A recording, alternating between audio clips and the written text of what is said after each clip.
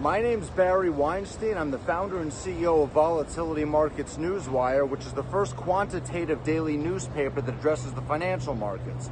Come join me for my morning coffee today, where I find out what I should be looking at in today's markets.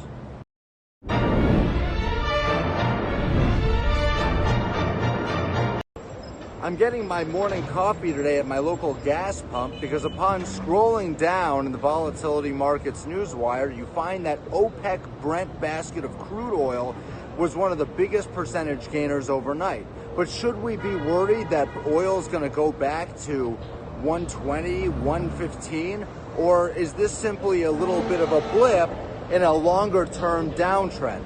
Let's get into 3 facts about Brent crude oil, or crude oil in general, and then we'll get to the price action.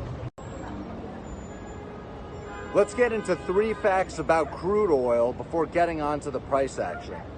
Fact number 1, the 2 major crude oil markets in the world are WTI, which stands for West Texas Intermediate, and Brent crude oil, which comes from the North Sea.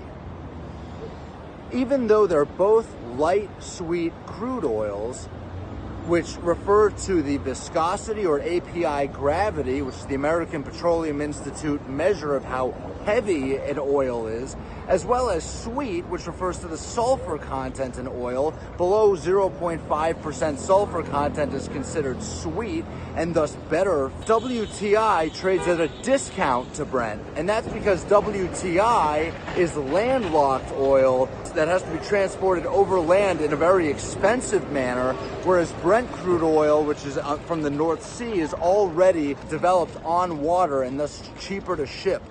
The law of one price, which says that the price of a security should be the same anywhere in the world, does not apply to commodities because there are transportation and storage costs, and they are different wherever you go. So WTI is lighter, sweeter, but also trades at a discount because of transportation storage costs. Let's get into the price action overnight. The last price for OPEC basket of Brent crude oil is $103.20. Over the past 29 days, the price has been up 13 days, but down 16 days. Every up day, there were 1.23 down days. Over the last session, the price increased by $1.91, or 1.85%. That has some people worried.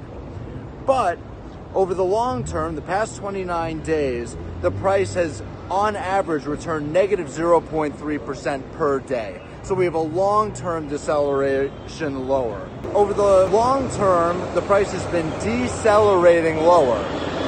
And over the short term, the last session, the price has been accelerating higher. So Brent crude oil is today's volatility market security to watch. For the best way to get updated on the financial markets without all the fluff and before your coffee gets cold, visit www.volatilitymarkets.com.